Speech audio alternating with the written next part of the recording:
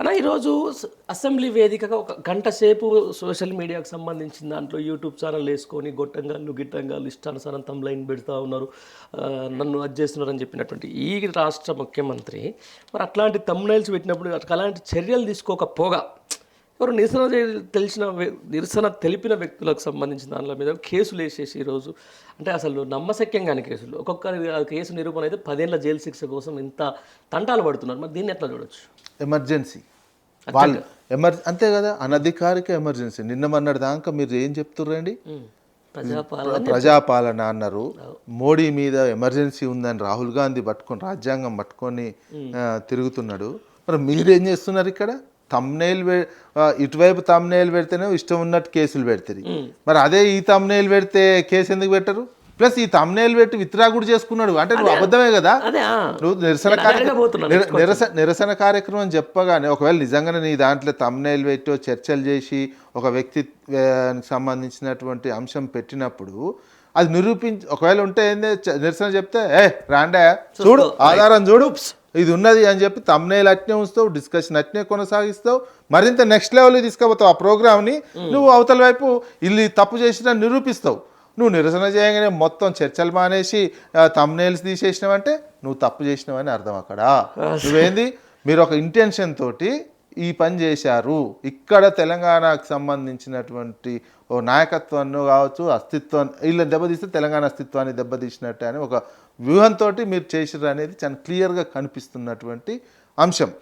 ఆ రకమైనటువంటి అంశం తీసుకొని మీరు మీ రాజకీయ కక్ష తీర్చుకోవడానికి, మీ వ్యక్తిగత కక్ష తీర్చుకోవడానికి, ఇంకా ఎవరియో యుగోలు మీ చంద్రబాబు టీం, మీరు అంతా చంద్రబాబు టీం అని కానీ మేము తెలంగాణ వాళ్ళం, తెలంగాణ జర్నలిస్టుగా మిమ్మల్ని చంద్రబాబు టీం లాగానే భావిస్తాము.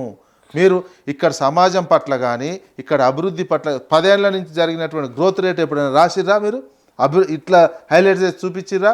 ఇంత పర్ క్యాపిటల్ ఇన్కమ్, ఇంత పంట పండింది, ఇవన్నీ ఎప్పుడైనా అంత పెద్ద ఎత్తున ప్రచారం చేసి చెప్పిర్రా? చెప్పలే. మీకు ఎప్పుడైతే నెగిటివ్ వచ్చింది, మీరు మీ అప్పర్ హ్యాండ్ అయ్యి మాకు కావాల్సిన ప్రభుత్వం వచ్చిందో మీరు ఎమ్మటే ఏ రకమైనటువంటి వాతావరణం క్రియేట్ చేస్తురండి? మీరు ఉన్నటువంటిది వాళ్ళు పోయిన 5 ఏళ్ళు కూడా అదే కదా, జగన్ మీద ఇట్లనే చెప్పి సక్సెస్ అయిపోయినాము.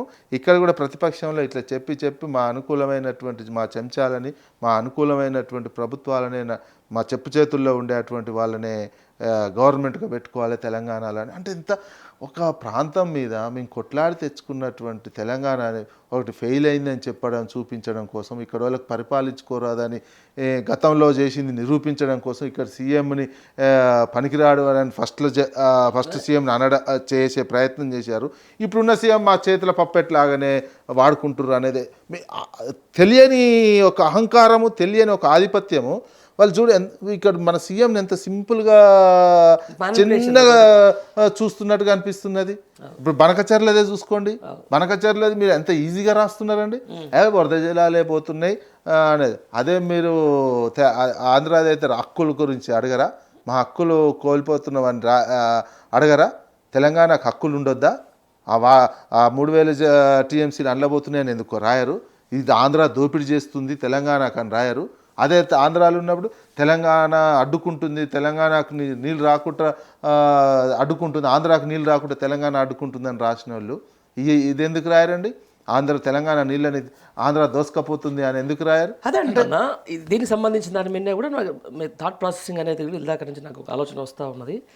అంటే ఒక విఫల రాష్ట్రం ఇది నిజంగా ఒక 10 ఏళ్ల తర్వాత ఒక 10 ఏళ్ల తర్వాత తెలంగాణ రాష్ట్రం అనేది ఈరోజు ఓల్ ఇండియాలో కూడా ఒక రికగ్నైజ్డ్ స్టేట్గా మిగిలిపోయిన మాట వాస్తవం.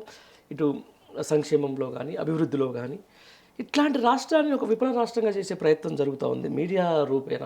ఇట్లాంటి రాష్ట్రాన్ని హైదరాబాద్ బ్రాండ్ అనేది మనకున్న ఒక బ్రాండ్ని చాలా అత్యంత అధమ స్థాయికి తీసుకుపోయే ప్రయత్నం జరుగుతూ ఉంది.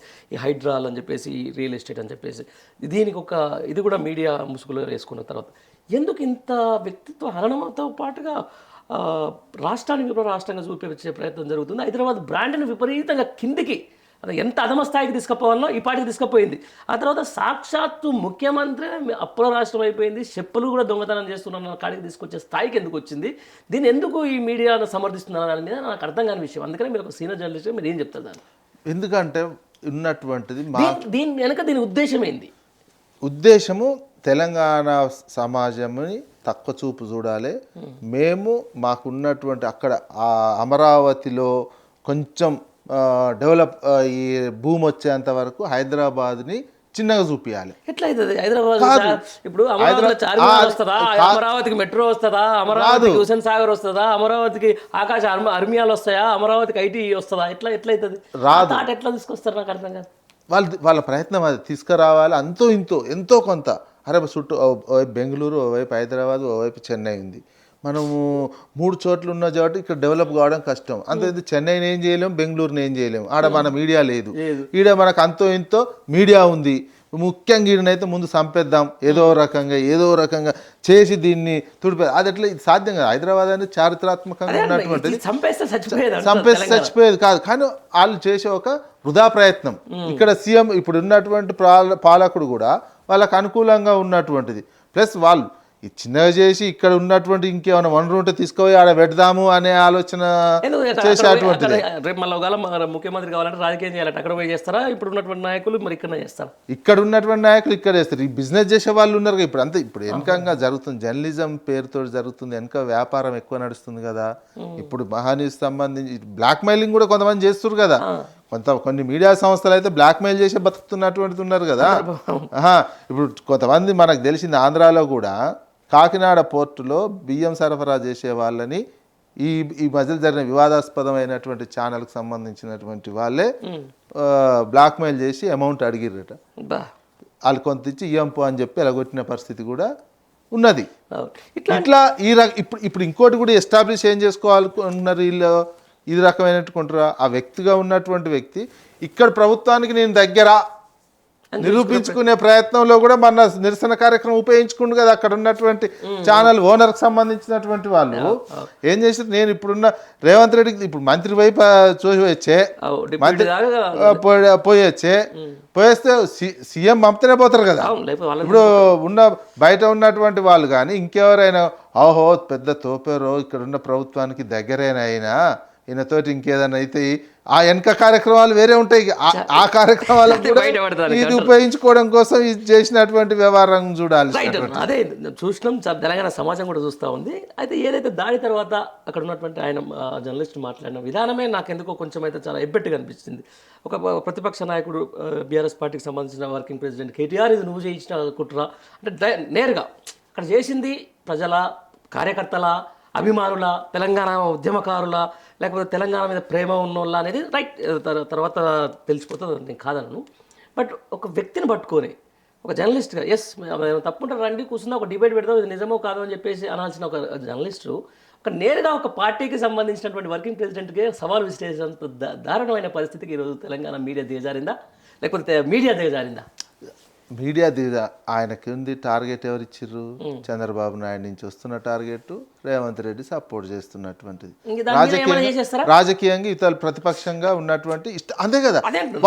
వ్యక్తిత్వ హననం చెయ్యటం కోసమే ప్రయోగం చేసిర్రు ఈ ఛానల్ తోటి. ఈ ఛానల్ ఇప్పటి నుంచి ఆగుతారా అంటే మననైతే వీళ్ళు పోయి నిరసన అభిమానులు కావచ్చు, విద్యార్థి విభాగం వాళ్ళే కావచ్చు, వాళ్ళు చిన్న నిరసన కార్యక్రమం చేస్తే భయపడైతే అది చేసిర్రు. మరి నెక్స్ట్ లెవెల్ వాళ్ళు భయపడతారా, ఈ భయపడి నెక్స్ట్ చేస్తాడా అనేది టైం డిసైడ్ చేస్తుంది కదా. పోతుంటే కాలం డిసైడ్ చేస్తుంది. ఈ కాలంలో వాళ్ళు పోతారా, తెలంగాణకు అనుకూలంగా ఉంటారా, తెలంగాణకు వ్యతిరేకంగా ఉంటారా, తెలంగాణ సమాజంలో జరుగుతున్నటువంటి అభివృద్ధి కావచ్చు, తెలంగాణకు సంబంధించినటువంటి ఇంకేదైనా నీటిపారుదలకు సంబంధించిన వాటాల హక్కుల విషయంలో కావచ్చు ఎట్లా ఉంటారో తేలిపోతుంది. అలానే వివరించారంటే తెలంగాణ సమాజంలో పబ్లిక్ కూడా అలానే ఉంటారు. మీరు స్వీయ నియంత్రణ లేకుండా ఒక జర్నలిజం మెయిన్ స్ట్రీమ్ మీడియా లాగా వివరించకుండా ఒక చిల్లర సోషల్ మీడియాలో కూడా చిల్లర వాళ్ళు ఉంటారు. అట్లనే మెయిన్ స్ట్రీమ్ మీడియా కూడా అట్లనే వివరిస్తాము అదే అంటే మరి ఇటువైపు కూడా వాళ్ళకు కూడా స్వేచ్ఛ ఉంటుంది. ఇటువైపు ఉన్నటువంటి వాళ్ళకు కూడా రెండు దిక్కులా ఉంటుంది. నువ్వు స్వీయ నియంత్రణతోటి, వాస్తవాలతోటి, ఆధారాలతోటి వేస్తే ఒకటి, ఏది పడితే ఏది వేసేసి మీరు ఇట్లా అని చెప్తే నేను విత్డ్రా చేసుకుంటా, తప్పైందని ఒప్పుకుంటా అంటే ఒకసారి చూస్తారు, 2 సార్లు చూస్తారు, ఇంకోసారి ఎందుకు చూస్తారు? చట్టాన్ని చేతుల్లోకి తీసుకునే విధంగా చట్టాన్ని ప్రజానికము నీకు గడాఫీ లాంటి వాళ్ళనే ప్రజలు ఉన్నప్పుడు చట్టాన్ని చేతిలో తీసుకొని లిబియా లాంటి దేశంలో గడాఫీ లాంటి రోడ్డు మీదనే చేసినటువంటిది. ప్రజలు చట్టాన్ని చేతుల్లోకి తీసుకునే విధంగా మీడియా వ్యవహరించకూడదు. మీరు రాజకీయ పార్టీలో విమర్శలు చేసుకుంటే వాళ్ళ కార్యకర్తలు కొట్టుకుంటారు, రాజకీయంగా కేసులు పెట్టుకుంటారు, చంపుకుంటారు, అది వేరు. యాజ్ ఎ మీడియా పర్సన్స్గా, మీడియా హౌజెస్ నడిపే అటువంటి వాళ్ళుగా, మీడియా సంస్థలు మీరు స్వీయ నియంత్రణ పాటిస్తూ ప్రజలు మీ మీద చట్టం చేతుల్లోకి తీసుకునే విధంగా అభిమానులు, విద్యార్థి విభాగాలు వివరించే విధంగా ఆ స్థాయి దాకా మీరు వార్తలు ప్రసారాలు చేయొద్దు. ఎందుకు చేస్తారండి? చట్టాన్ని ఒక ఛానల్ మీద చట్టాన్ని చేతుల్లోకి తీసుకొని పోయే విధంగా వివరించే విధంగా మీరు రాసిరని అర్థం. అంతే. మరి చంద్రబాబు నాయుడు డెక్కన్ క్రానికల్, సాక్షి మీద దాడులు చేయలేదా? మరి ఎట్లా చేసి చట్టాన్ని చేతుల్లోకి, అధికారంలో ఉండి చట్టాన్ని చేతుల్లోకి తీసుకున్నట్టే కదా. మరి అది ఎట్లయితే అట్లాంటి పరిస్థితి మీరు క్రియేట్ చేసుకోవద్దు. అట్లాంటి పరిస్థితి రాకుండా మీరు అది మళ్ళీ హైదరాబాద్లో వండుకుంటారు. మీరు వాస్తవానికి మీరు ఆంధ్ర వాళ్ళు. రియల్గా చూస్తే ఏంది, మీరు తెలంగాణకు సంబంధం లేదు. మీరు ఆంధ్రాలనే పుట్టారు, ఆంధ్రాలనే పెరిగారు, మాది ఆంధ్ర అనే చెప్పుకుంటారు. మీరు ఓన్లీ ఇక్కడ వ్యాపారం చేసుకోవడానికి వచ్చారు. వ్యాపారము ఈ సంస్థలు నడుపుతున్నారు. ఇక్కడ ఉన్నటువంటి సంస్కృతిని, ఇక్కడ ఉన్నటువంటి ప్రజలను, ఇక్కడ ఉన్నటువంటి రాజకీయ పార్టీలను కావచ్చు, ఏ రాజకీయ పార్టీలైనా మీరు అంతో ఇంతో వ్యక్తిగతంగా గౌరవించాల్సినటువంటి అవసరం ఉంటుంది. మాకు ఏదో కొంచెం 2 గన్మెన్లు ఉన్నారు, ఇక్కడ సీఎం పరిచయం ఉందని తెలిసి ఇష్టం ఉన్నట్టు వ్యవహరిస్తే అభిమానులు ఊరుకుంటారా? వాళ్ళకి సంబంధించినట్టు ఇక్కడ ఉద్యమం చేసిన పార్టీ వాళ్ళు, ఉద్యమం తెలంగాణ తీసుకొచ్చిన పార్టీ. ఎందుకంటే 60-70 సంవత్సరాల నుంచి ఒక కొట్లాడంగా వచ్చినటువంటి పార్టీ అది తెలంగాణ. అట్లాంటి అది వీళ్ళు సక్సెస్ చేశారు. గతంలో 2-3 పార్టీలు వచ్చినా సక్సెస్ కాలే తెలంగాణ. కేసీఆర్ సక్సెస్ చేసిండు. వచ్చి నువ్వు కేసీఆర్ కుటుంబానికి సంబంధించి ఇష్టం ఉన్నట్టు మాట్లాడితే ఇక్కడ ఉన్న సమాజం కావచ్చు, ఇక్కడ ఉన్నటువంటి వాళ్ళకు ఎట్లాగూ కేసీఆర్కి అభిమానులు ఉంటారు తెలంగాణ సమాజంలో. విద్యార్థి విభాగాలు ఉంటాయి రాజకీయ పార్టీ ఉన్నప్పుడు. ఆ అభిమానులు చేసినటువంటి అట్లా ఎందుకు తెచ్చుకోవాలి? అట్లాంటి పరిస్థితి మీరు రానిచ్చుకోవద్దు. అందుకని మీడియా స్వేచ్ఛను ఎంజాయ్ చేయాలి. మీడియాకున్న స్వేచ్ఛ ఆర్టికల్ 19ని ఉన్నటువంటి మెయిన్ స్ట్రీమ్ మీడియా ఆ స్వేచ్ఛని ఎంజాయ్ చేసుకుంటూ ఓ బాధ్యతాయుతమైనటువంటి మీడియాగా వ్యవహరిస్తూ అక్కడ సమాజంలో భాగమై ఆ సమాజ అభివృద్ధికి తోడ్పడే విధంగా ఉండాలి. విమర్శ చేసినా ఒక ఆధారంతో కూడినటువంటి విమర్శ చేసి ఆ సమాజం మరింత అభివృద్ధి వైపు, ఎందుకంటే వెనుకబాటుతనంతో ఉన్నటువంటి తెలంగాణ వచ్చిన తర్వాత ఆ తెలంగాణకు సపోర్ట్గా ఉండాల్సినటువంటి మీడియా ఆ తెలంగాణని తొక్కేస్తాం మా ఆధిపత్యం కోసము అంటే ఇక్కడ సమాజం చూస్తూ ఊరుకోదు అనే విషయాన్ని మాత్రం మీడియా యాజమాన్యాలు కూడా గమనించుకోవాల్సినటువంటి అవసరం ఉంది. ఇది ఒకరితో స్టార్ట్ అయింది, నెక్స్ట్ లెవెల్కి పోకుండా మీరే జాగ్రత్త పడాలి. ఎందుకంటే మీరు ప్రయోగాత్మకంగా చేసిరనేది అర్థమైపోతుంది. ఒకేసారి పెద్ద ఛానల్తోటో పెద్ద పేపర్తోటో చేపిస్తే ఎక్కువ అవుతుంది అనేది మీరు ఒక ప్రయోగం అర్థమైంది. మీ టీం, చంద్రబాబు టీం ఈయనతో ప్రయోగం చేపించారు. ఈ ప్రయోగం ఏందో రియాక్షన్ వచ్చింది తెలంగాణ సమాజం నుంచి. రియాక్షన్ రాకపోతే వేరే తిరుగుంటుండేది.